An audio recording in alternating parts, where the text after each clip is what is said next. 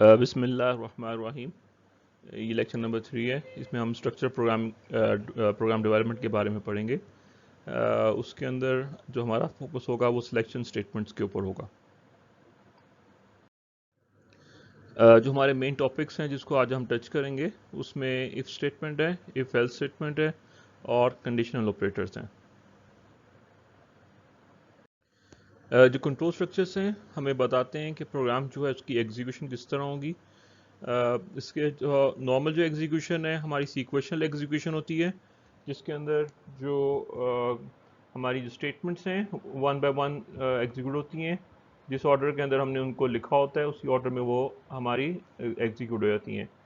Transfer of control क्या होता है, उसके अंदर जो हमें ये नहीं पता होता कि नेक्स्ट जो स्टेटमेंट है वो कौन सी एग्जीक्यूट होगी। उसके लिए हम जो स्टेटमेंट जो हम कीवर्ड यूज़ करते हैं वो गो टू कीवर्ड है। इस गो टू कीवर्ड को हम नॉर्मली यहाँ पे डिस्करेज करते हैं, इसलिए यहाँ पे हम इसको स्टडी नहीं करेंगे। गो टू स्टेटमेंट बेसिकली क्या करता है, आपको आपके प्रोग्राम के अंदर डिफरेंट लोकेशंस के ऊपर जंप करवा सकता है, लेकिन उसको हम यहाँ पे डिस्कस नहीं करेंगे। हम आगे चलते हैं। बोहम और जेकोबिनी जो हैं इन्होंने हमें बताया कि जो प्रोग्राम है, जितने भी प्रोग्राम्स हैं उनको हम 3 कंट्रोल स्ट्रक्चर्स यूज़ करते हुए लिख सकते हैं। The first one is the sequence structure, जो कि बिल्ट इन है सी के अंदर, जिसके अंदर होता ही है कि प्रोग्राम एग्जीक्यूशन जो होती है वो सीक्वेंशियली होती है बाय डिफ़ॉल्ट। और सिलेक्शन स्ट्रक्चर जो होता है उसके अंदर जो है सिलेक्शंस होती हैं, यानी कि आप जो है सिलेक्शन कर सकते हैं स्टेटमेंट्स की कि किन स्टेटमेंट्स को आपने एग्जीक्यूट करना है और किन स्टेटमेंट्स को आपने स्किप करना है। इसके लिए हम जो डिफरेंट टाइप्स के जो स्टेटमेंट यूज़ करते हैं उसमें इफ़ है, इफ़ एल्स है और स्विच स्टेटमेंट है।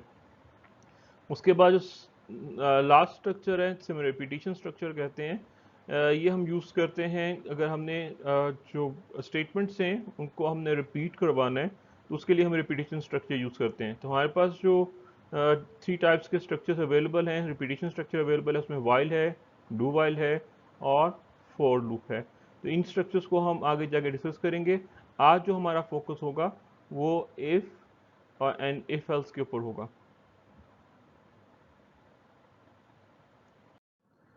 इफ स्टेटमेंट्स को हम देखते हैं। इफ स्टेटमेंट हम यूज़ करते हैं अगर हमने कुछ सिलेक्शन करनी हो, कोई स्टेटमेंट है, उसको हमने एग्जीक्यूट करना है on the basis of a condition. If the condition is true तो हम स्टेटमेंट्स को एग्जीक्यूट करेंगे, अदरवाइज उनको स्किप कर देंगे। तो इफ स्टेटमेंट का जो स्ट्रक्चर है कुछ इस तरह है कि ये एक सूडो कोड दिया हुआ है। If students grade is greater then और इक्वल्स टू 60, तो क्या करो, प्रिंट पास कर दो। तो इसमें क्या है कि इफ़ कंडीशन इज़ ट्रू तो क्या होगा कि जो पास्ट है वो प्रिंट हो जाएगा स्क्रीन के ऊपर। अगर कंडीशन जो है वो फॉल्स है तो क्या होगा, तो अगर कंडीशन फॉल्स है तो वो स्टेटमेंट को प्रिंट पास्ट स्टेटमेंट को इग्नोर कर देगा और आपकी नॉर्मल एग्जीक्यूशन स्टार्ट कर देगा।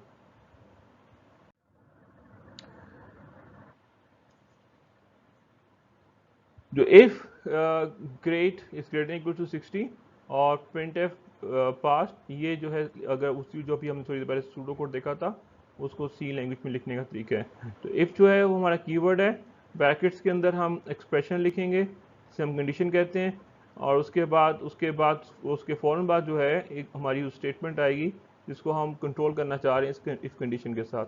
आप देख रहे होंगे यहाँ पे हमने इफ़ के थोड़ी सी स्पेस छोड़ के प्रिंट एफ लिखा हुआ है, तो इसे हम कहते हैं इंडेंटेशन। इंडेंट कर रहे हैं हम उसको कोड को, ताकि हम कोड जो है वो रीडेबल हो जाए। यहाँ पे हमें पता चल रहा है कि ये जो प्रिंट एफ है इस इफ कंडीशन के अंदर आ रहा है, ये इफ कंडीशन इस प्रिंट एफ को कंट्रोल कर रहा है। तो जो सी है वो इन वाइट स्पेसिस को इग्नोर कर देता है। तो आप ये हमारे रीडेबिलिटी तो इंक्रीज कर देता है, लेकिन एक कंपाइलर जो है इसको कंपाइलेशन के अंदर कहीं पे भी यूज़ नहीं करता, इग्नोर कर देता है इन स्पेसिस को। तो अगर हमने फ्लो चार्ट बनाना है तो फ्लो चार्ट के अंदर जो कंडीशन है उसको हम रिप्रेजेंट करते हैं डायमंड सिंबल्स के साथ, और डायमंड सिंबल जो होता है वो इंडिकेट करता है कि हम कोई डिसीजन मेकिंग कर रहे हैं। तो इसके अंदर जो है हमारे पास जो एक्सप्रेशन है उसके अंदर दो ऑप्शन होती हैं, तो ट्रू होगा, यहाँ वो कंडीशन जो है वो फॉल्स होगी। तो जो टेस्ट कंडीशन जो होती है उसके बाद हम अप्रोप्रिएट जो पाथ उसको चूज़ करते हैं और चूज़ करके फिर उस फ्लो को हम फॉलो करते हैं। ये फ्लो चार्ट है। इसमें जो है सिंगल एंट्री और सिंगल एग्जिट होता है, यानी आपने एक साइड से एंटर होंगे और दूसरी साइड से आप एग्जिट कर जाएंगे। तो इसमें होगा क्या कि अगर कंडीशन जो है, ये जो हमने कंडीशन लिखी है डायमंड के अंदर, अगर ये ट्रू है तो वो क्या करेगा, इस जो पास स्टेटमेंट है, प्रिंट पास स्टेटमेंट, इसको वो एग्जीक्यूट कर देगा। अगर कंडीशन फॉल्स है तो वो बाहर निकल जाएगा और नेक्स्ट जो स्टेटमेंट होगी उसको वो एग्जीक्यूट कर देगा। याद रखिएगा, any value other than zero means true है, non zero values means true है और जीरो मीन्स फॉल्स है। यानी जो कंडीशन हमने लिखी हुई है, अगर इसका जो रिजल्ट है वो जीरो आ जाता है तो ये कंडीशन का मतलब, इसका मतलब होगा कंडीशन हमारी फॉल्स है। अगर ये जो हमारे पास हमने जो कंडीशन लिखी हुई है, अगर इसका जो रिजल्ट है नॉन जीरो वैल्यू आती है कोई भी, तो इसका मतलब कंडीशन हमारी ट्रू है। सिलेक्शन स्टेटमेंट के अंदर अगर आपने एक मल्टीपल स्टेटमेंट्स को कंट्रोल करना है तो उसके लिए हम फिर ब्लॉक यूज़ करते हैं। तो ब्लॉक जो है उसके लिए हम ब्रेसेस यूज़ करते हैं या कर्ली ब्रैकेट्स यूज़ करते हैं। इसको हम कंपाउंड स्टेटमेंट्स भी कहते हैं या ब्लॉक भी कहते हैं। तो ये कर्ली ब्रैकेट्स हैं जो हम यूज़ करते हैं अगर हमने मल्टीपल स्टेटमेंट्स को हैंडल करना है। तो एक बात याद रखिएगा, जो एरर्स जो होते हैं वो दो किस्म के होते हैं, सिंटैक्स एरर और लॉजिकल एरर। सिंटैक्स एरर जो होते हैं वो बेसिकली अगर होते हैं अगर जो हमने सिंटैक्स लिखा हुआ है, जो ग्रामर लिखी हुई है, उसमें कोई प्रॉब्लम की है। फॉर एग्जांपल, अगर इफ़ कंडीशन लिखी है, इफ़ के अंदर इफ़ जो इफ़ का आई एफ है उसको हम अगर कैपिटल कर देते हैं तो ये एक सिंटैक्स एरर बन जाएगा। इसलिए कि जितने भी कीवर्ड्स हैं सी के अंदर सबके सब स्मॉल केस के अंदर हैं।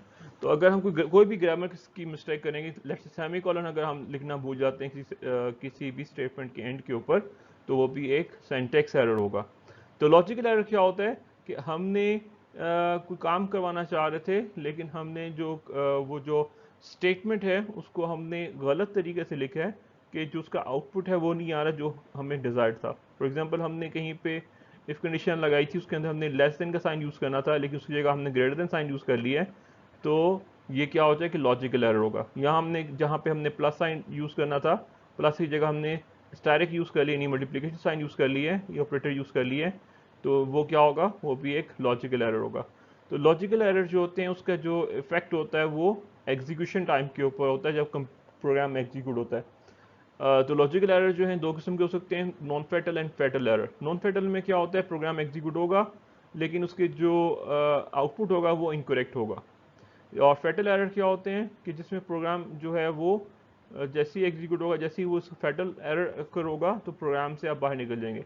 फैटल एरर क्या होता है, किसी भी अगर कोई एक्सप्रेशन लिखी है जिसमें डिवाइड बाय ज़ीरो हो गया, डिवाइड बाय ज़ीरो जो होता है वो फैटल एरर जनरेट करता है।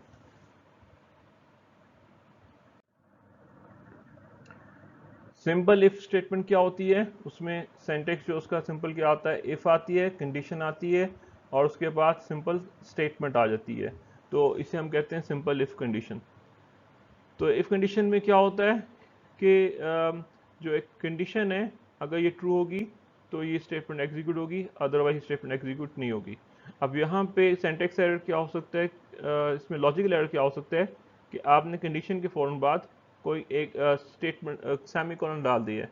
तो सेमी कॉलन जो होता है वो रिप्रेजेंट करता है नल स्टेटमेंट को, अगर उससे पहले कुछ भी नहीं लिखा हुआ। तो होगा क्या कि अब ये इफ कंडीशन जो है इस सेमी कॉलन को यानी नल स्टेटमेंट को कंट्रोल कर रहा होगा, और ये जो हम तो ये समझ रहे होंगे कि वो हमारी जो स्टेटमेंट हमने कंडीशन के बाद लिखी हुई है उसको वो हैंडल कर रहा है, लेकिन ऐसा नहीं होगा। बल्कि वो जो हमने नल स्टेटमेंट लिखी हुई है, नल स्टेटमेंट जो हमने लिखी होगी सेमी कॉलन से, उसको कंट्रोल कर रहा होगा। अगर कंडीशन ट्रू है या फॉल्स है तो हमारी जो ये स्टेटमेंट लिखी हुई है नीचे वाली इफ कंडीशन के बाद ये एग्जीक्यूट हो जाएगी। तो इस चीज़ का जो केयर आपने खुद करनी होती है कि अगर आप सिंपल इफ कंडीशन यूज़ कर रहे हैं तो इफ कंडीशन के फ़ौरन बाद आपने सेमी कॉलन नहीं डालना, इसकी केयर आपने खुद करनी है। तो ये कंपाइलर इस पर किसी किस्म का कोई एरर नहीं देगा आपको। तो सिंटैक्स ऑफ इफ कंडीशन, अगर आपने मल्टीपल स्टेटमेंट्स को एग्जीक्यूट करना, वो कंट्रोल करना चाह रहे हैं, तो उसके लिए फिर आपको कर्ली ब्रैकेट यूज़ करनी पड़ेगी। अगर आप कर्ली ब्रैकेट यूज़ नहीं करते तो इफ कंडीशन के फ़ौरन बाद जो स्टेटमेंट आ रही है सिर्फ उसको ये इफ कंडीशन कंट्रोल करेगा। अगर आपने मल्टीपल स्टेटमेंट को कंट्रोल करना है तो आप उसके लिए ब्लॉक यूज़ करेंगे। यहाँ पे हमने ब्लॉक यूज़ किया हुआ है। और ये चीज़ आप याद रखिएगा कि नॉन ज़ीरो वैल्यू जो है, ये कंडीशन है, ये एक्सप्रेशन है, इसका जब आउटपुट, जब रिज़ल्ट आएगा, अगर वो रिज़ल्ट नॉन ज़ीरो वैल्यू है तो ये कंडीशन ट्रू होगी, अगर वो ज़ीरो वैल्यू है, ज़ीरो है, तो वो कंडीशन आपकी फॉल्स हो जाएगी। तो ये इसका सिंटैक्स फ्लो चार्ट है, ये कंडीशन आप फ्लो आ रहा है, कंडीशन चेक हुई आपकी, अगर कंडीशन ट्रू है तो आपने सेट ऑफ स्टेटमेंट जो गिवन है पूरा ब्लॉक एग्जीक्यूट होगा, अगर कंडीशन फॉल्स है तो आप जो है उस कंडीशन के ब्लॉक से बाहर निकल जाएंगे और उसके बाद नॉर्मल एग्जीक्यूशन स्टार्ट हो जाएगी। सिंपल इफ कंडीशन के अंदर उसका ऑल्टरनेट रूट कोई नहीं होता, या अगर कंडीशन ट्रू है तो ये काम होगा, अगर कंडीशन ट्रू नहीं है तो वो जो काम हम से करवाना चाह रहे हैं उस जो स्टेटमेंट्स उसके अंदर आ रही हैं कंडीशन के अंदर, वो स्किप हो जाएंगी। ये एग्जांपल है जिसके अंदर हम यूज़र से जो है हम यहाँ पे हमने टू वेरिएबल्स लिए हैं ए एंड बी, और उसको इनिशियलाइज कर दिया कुछ वैल्यू से। अब हम चेक करना चाह रहे हैं if a is greater than b तो आपने प्रिंट करना है लाहौर, अगर ए ग्रेटर देन बी नहीं है तो लाहौर प्रिंट नहीं होगा। तो हमारे केस के अंदर ए में 100 पड़ा हुआ है, बी में 50 पड़ा हुआ है, तो 100 इज़ ग्रेटर देन 50, ये कंडीशन ट्रू है तो ये लाहौर प्रिंट कर देगा।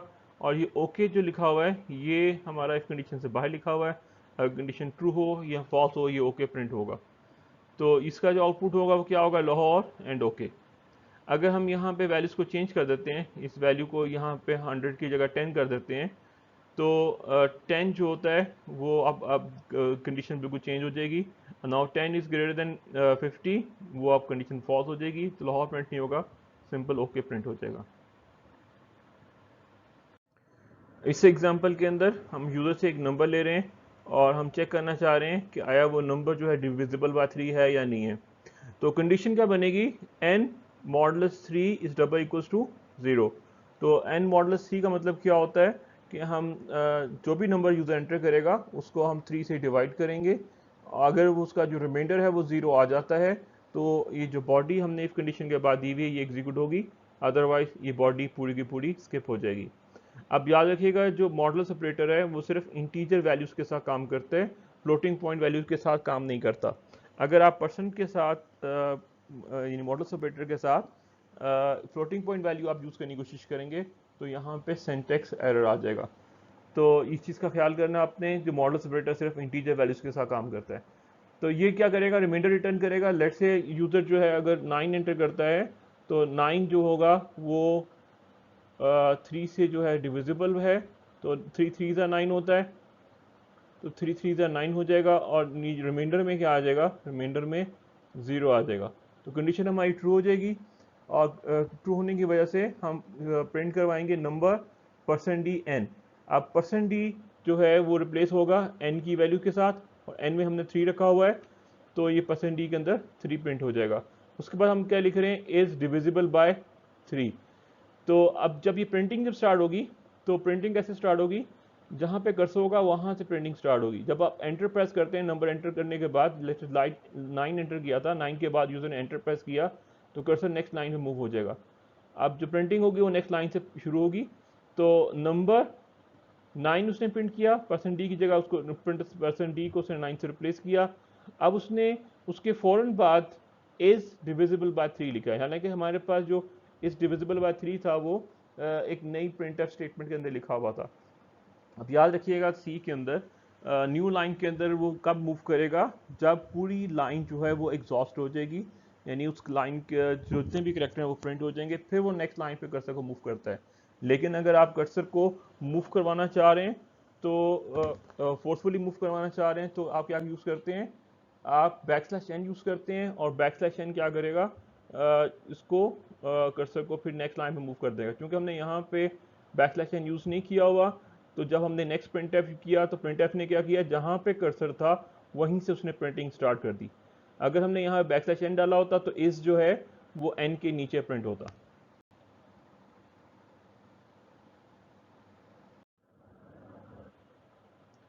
जो नेक्स्ट एग्जांपल है उसके अंदर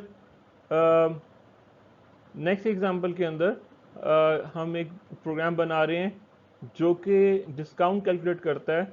अगर आप एक सर्टन आइटम्स जो हैं वो आप परचेज करते हैं एक स्टोर से, और उसकी अगर उसकी क्वांटिटी जो है वो ग्रेटर देन 1000 है, तो हम कस्टमर को 10% डिस्काउंट देते हैं। तो इसके अंदर जो इनपुट्स हैं वो प्राइस है और क्वांटिटी, ये दो इनपुट्स हैं इसके अंदर। तो यूज़र जो है प्राइस और क्वांटिटी इनपुट करेगा और हमारा जो प्रोग्राम होगा वो कैलकुलेट करेगा टोटल एक्सपेंसेस, लेकिन उसके अंदर जो कंडीशन होगी वो ये होगी कि अगर क्वांटिटी जो है वो मोर देन 1000 है तो हमने उसको 10% डिस्काउंट भी देना है। जो प्रोग्राम है वो किस तरह बनेगा, ये उसका फ्लो चार्ट है कि हमने स्टार्ट किया, डिस्काउंट हमने एक वेरिएबल लिया, उसको हमने इक्वल टू 0 कर दिया, इनपुट किया क्वांटिटी और रेट, ये दो वैल्यू हमने इनपुट ले ली यूज़र से। उसके बाद हम डिसाइड कर रहे हैं, डिसीजन ले रहे हैं कि अगर क्वांटिटी ग्रेटर देन 1000 है तो क्या करो, 10% डिस्काउंट दे दो, अदरवाइज तो उसके अंदर डिस्काउंट में क्या पड़ा होगा, 0 पड़ा होगा। तो उसके बाद हमने जो फार्मूला लगाया वो किसान लगवाया, total is equals to quantity into rate, ये हमारे पास बिल आ गया। और उसके बाद हमने उसके अंदर माइनस किया, क्या माइनस किया है, 10% उसका उसको डिस्काउंट दिया। और डिस्काउंट हमने कैसे कैलकुलेट किया है, quantity into rate multiply by discount divide by 100। अब यहाँ पे एक चीज़ याद रखनी है आपने, जब आप किसी इंटीजर वैल्यू को इंटीजर वैल्यू से आप जब डिवाइड करते हैं तो आंसर भी इंटीजर में आता है। तो अगर हम ये डिस्काउंट डिवाइड बाय 100 जो है इस एक्सप्रेशन के स्टार्ट पे ले आएंगे, अगर यहाँ पे ले आएंगे तो हो सकता है कि हमारा जो डिस्काउंट है वो 0 हो जाए। उसका रीज़न क्या होगा कि डिस्काउंट एक इंटीजर वैल्यू, उसको जब हम डिवाइड बाय 100 करेंगे तो 10 डिवाइड बाय 100 जो आंसर 0 आएगा, 0.1 नहीं आएगा। इस चीज़ का आपने ख्याल रखना है।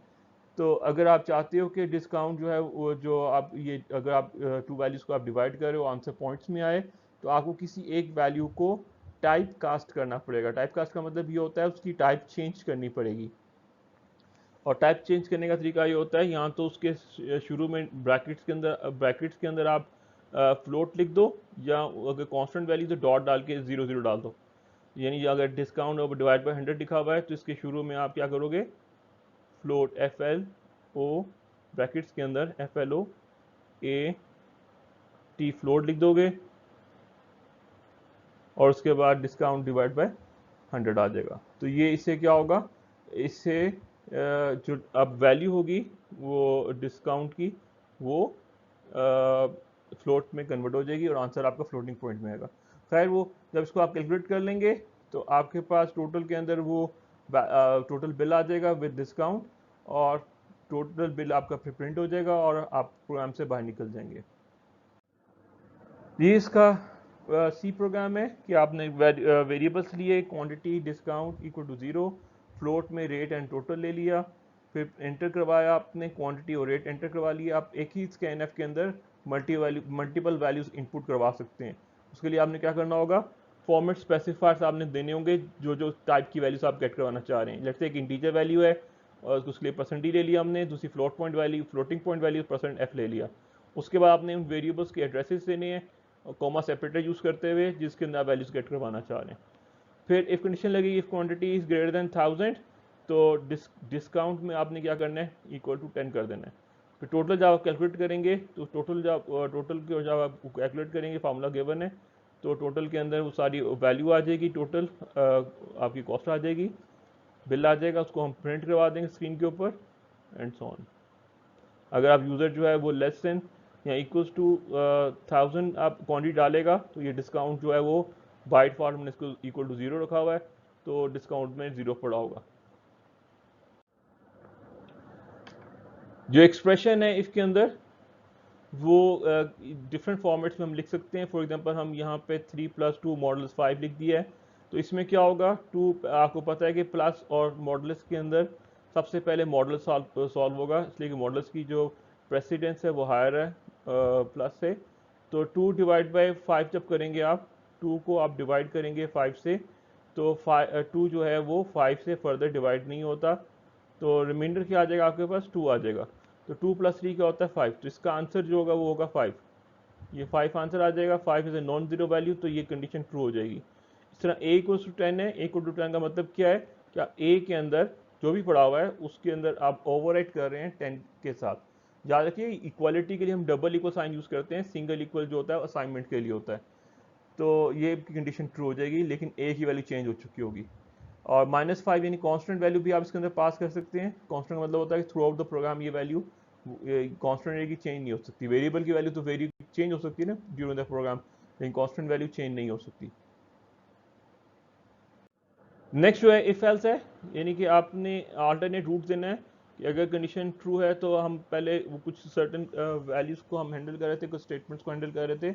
अब अगर कंडीशन फॉल्स हो जाती तो हम क्या करेंगे, उसके लिए भी हमने कीवर्ड यूज़ किए एल्स का, कि अगर कंडीशन फॉल्स होगी तो फिर हम ये काम करेंगे, यानी हमने अल्टरनेट रूट दे दिया उसको। अल्टरनेट अगर स्टेटमेंट्स 1 कब एग्जीक्यूट होंगी, अगर कंडीशन ट्रू है, स्टेटमेंट 2 कब एग्जीक्यूट होंगी, जब कंडीशन फॉल्स होगी। तो अगर आपने मल्टीपल स्टेटमेंट्स को हैंडल करना है तो आपने यहाँ पे ब्लॉक यूज़ कर लेना है। अब यहाँ पे एक चीज़ याद रखिएगा, अगर मैं गलती से यहाँ पे इफ कंडीशन के बाद सेमीकोलन डाल देता हूँ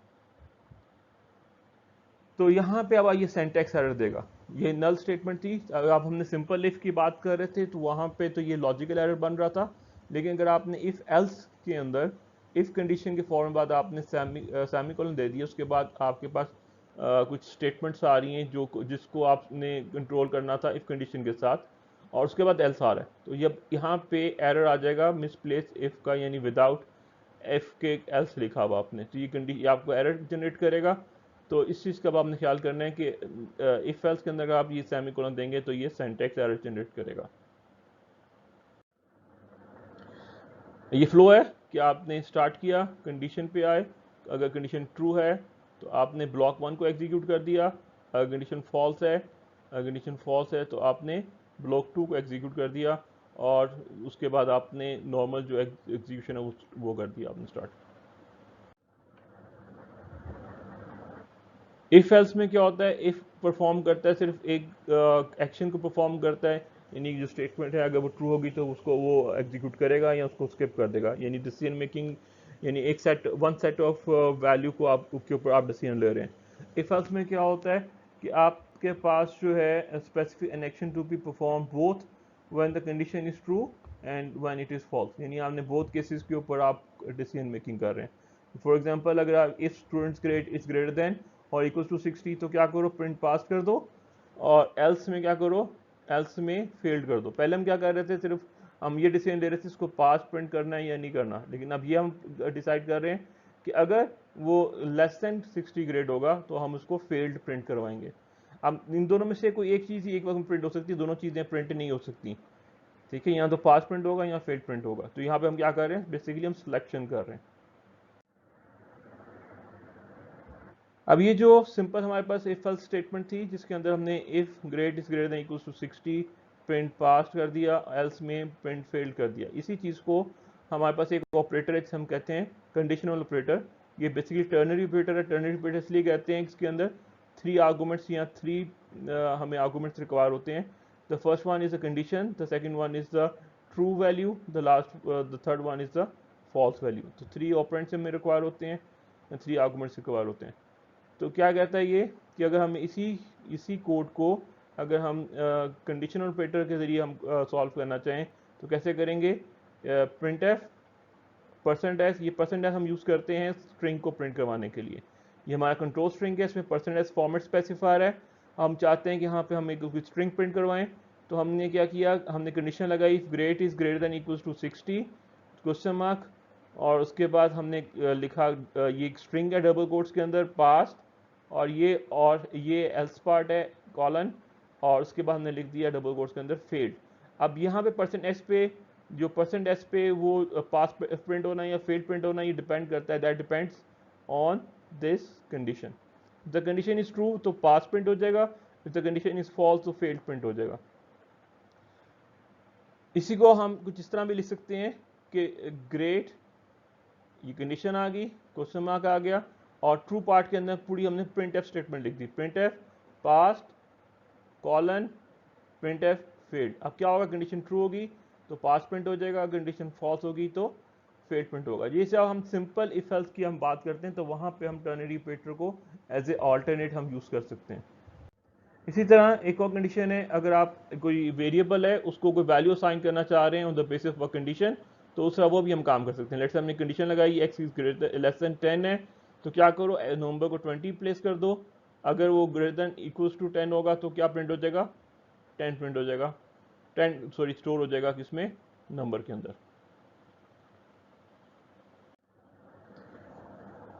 नेक्स्ट है write a program to calculate the electricity bill. The rates of electricity per unit are as follows. अगर जो यूनिट्स हैं वो लेस देन और इक्वल्स टू 300 हैं तो क्या करो, जो कॉस्ट होगी that will be 3 rupees per unit होगी। एल्स में क्या होगा, अगर यूनिट जो है वो ग्रेटर देन या ग्रेटर देन 300 हैं तो क्या होगा, cost will be 3.5 rupees per unit, और सरचार्ज क्या होगा, 5% सरचार्ज भी ऐड हो जाएगा। तो यहाँ पे अब क्या करना, हमने यूनिट्स लिया, एक वेरिएबल, बिल लिया, रेट लिया, सरचार्ज लिया, फिर हमने यूनिट्स जो है यूजर्स इनपुट लिए। अब हमने डिसीजन किस पे लेना है, यूनिट्स के ऊपर। If units are less than 300 तो हमने कहा जी कि रेट इज इक्वल टू 3 और surcharge is equal to 0। Else में देखो देयर आर ओनली 2 पॉसिबिलिटीज, या तो लेस देन 300 होंगे या फिर ग्रेटर देन इक्वल टू 300 होंगे। तो हम अगर ये कंडीशन फॉल्स हो जाएगी तो उसका मतलब क्या है, उसके अंदर ग्रेटर देन इक्वल टू 300 है, तो एल्स पार्ट में आएगा। और एल्स पार्ट में क्या करेगा, रेट इक्वल टू 3.5 कर देगा और सरचार्ज 5% कर देगा, 0.05। 5% का मतलब क्या होता है, 5 डिवाइड बाई 100, तो 0.05 हमने लिख दिया। उसके बाद हम इस कंडीशन से बाहर निकलेंगे तो हमने ये एक एक्सप्रेशन लिखी हुई है जिसके ज़रिए हम क्या करेंगे, बिल को कैलकुलेट करेंगे। ये हमारा बिल है, इसके अंदर से हमने इसमें सरचार्ज हमने ऐड किया है, unit into rate into surcharge, और उस बिल को हमने प्रिंट करवा दिया स्क्रीन के ऊपर। नेक्स्ट जो है एक और एग्जांपल है कि अगर यूज़र के बेसिक सैलरी हमें गिवन है और हम कहते हैं कि बेसिक सैलरी लेस देन 1500 है तो क्या करो, हाउस रेंट अलाउंस इतना 10% दे दो बेसिक सैलरी का, डेली अलाउंस जो है वो 90% दे दो बेसिक सैलरी का। अगर जो है सैलरी जो है वो इक्वल्स टू और अबव जो है 1500 है तो हाउस रेंट अलाउंस जो है वो 500 रुपीज़ दे दो, और डेली अलाउंस जो है वो 98% ऑफ बेसिक सैलरी दे दो। कहते हैं कि जो सैलरी है दैट अगर वो इनपुट है तो हमने ग्रॉस सैलरी कैलकुलेट करनी है। उसका फ्लो क्या बनेगा कि आपने स्टार्ट किया, इनपुट किया बेसिक सैलरी, उसके बाद आपने डिसीजन लेना है कि आपने अब जो हाउस रेंट अलाउंस और डेली अलाउंस का आपने डिसीजन लेना है कि वो कितना होना चाहिए। तो वो किस पे डिपेंड कर रहा है, वो इस कंडीशन पे डिपेंड कर रहा है। If basic salary is less than 1500 तो क्या करेंगे, हम हाउस रेंट अलाउंस जो है उसको बेसिक सैलरी का 10% दे देंगे और डेली अलाउंस को बेसिक सैलरी का 90% दे देंगे। एल्स में क्या होगा, हाउस रेंट अलाउंस 500 हो जाएगा और जो डेली अलाउंस है वो बेसिक सैलरी का 98% हो जाएगा। सो हम ग्रॉस सैलरी को कैलकुलेट करने के लिए हम क्या करेंगे, gross salary is equals to basic salary plus house rent allowance plus daily allowance, और उसके बाद ग्रॉस सैलरी को हम प्रिंट करवा देंगे स्क्रीन के ऊपर। ये इसका कोड है कि आपने वेरिएबल्स लिए BS GS, basic salary, gross salary, DA daily allowance, house rent allowance है, बेसिक सैलरी आपने यूजर से इनपुट ले लिया, फिर आपने कंडीशन लगाई इफ BS लेस देन 1500 तो हाउस रेंट अलाउंस इतना आ गया, डेली अलाउंस इतना आ गया बेसिक सैलरी का, और एल्स में हमारे पास ये चीज़ें आ गई। इसलिए हमारे पास 2 ही पॉसिबिलिटीज़ थी, इसलिए हमने सिंपल यहाँ पे एल्स यूज़ कर लिया। तो ग्रॉस सैलरी हमने कैलकुलेट की है, इफ कंडीशन से बाहर निकलने के बाद उसको हमने प्रिंट करवा दिया स्क्रीन के ऊपर।